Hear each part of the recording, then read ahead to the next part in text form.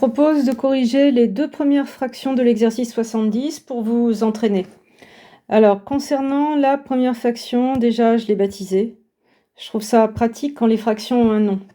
Et maintenant, la question à se poser, c'est est-ce que je peux écrire la forme de la décomposition avec des inconnus? Alors, vous regardez les degrés et vous voyez qu'il y aura une partie entière non nulle que vous chopez en posant la division. Et puis, ce qu'on voit aussi, c'est qu'au dénominateur, il y a un polynôme de degré 2. Et quand je fais son delta, b carré moins 4ac, c'est pas négatif strictement. Donc en fait, ce polynôme, il n'est pas irréductible. Il se réduit, il se factorise, et si vous voulez écrire votre forme de décomposition avec vos inconnus, eh bien il faut le factoriser grâce à ses racines. Donc c'est ce qu'on fait.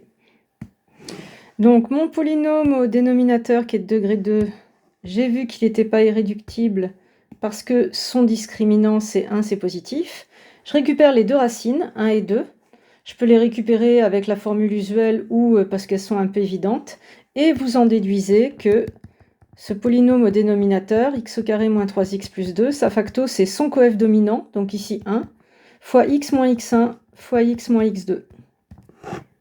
Et maintenant qu'il est factorisé en irréductible, là, chaque polynôme est de degré 1, donc irréductible, on ne peut pas factoriser davantage, on peut écrire la décomposition a priori de f de x avec partie entière, qui est un polynôme, partie polynomiale, plus une fraction où il y aura x-1 au dénominateur et une autre fraction avec x-2 au dénominateur. Pour écrire la partie polynomiale, je pose la division. Et donc, c'est extrêmement rapide. On voit que le quotient de cette division, c'est 1, et donc c'est ça, votre partie polynomiale.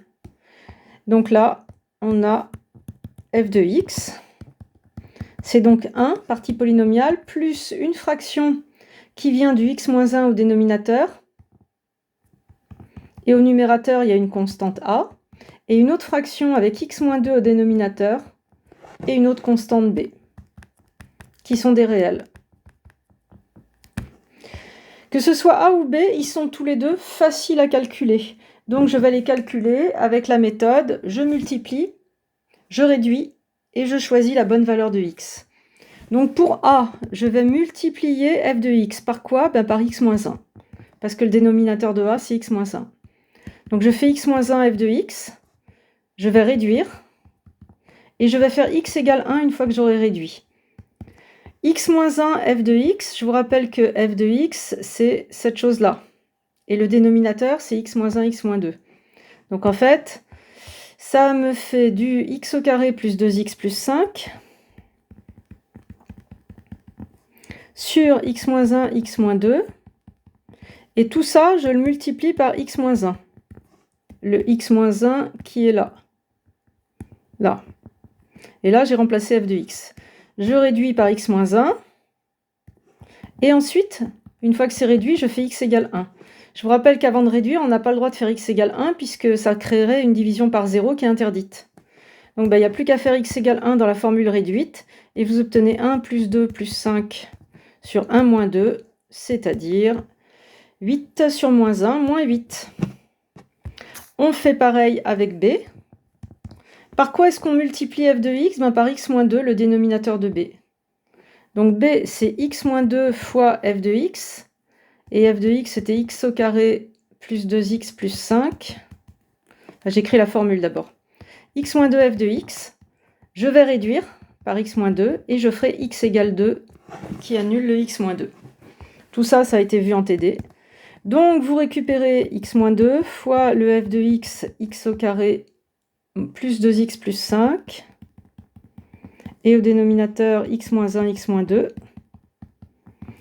Vous réduisez par x-2. Vous faites x égale 2. Et vous avez la valeur de b d'après le cours. Donc 2 au carré, plus 2 fois 2, plus 5 sur 2 moins 1. C'est-à-dire 4 plus 4, 8, 13. Et ça y est, vous avez décomposé en éléments simples votre fraction. f de x, c'est 1, partie polynomiale, plus moins 8 sur x moins 1, plus 13 sur x moins 2. À bientôt pour la correction du deuxième exemple de l'exo 70.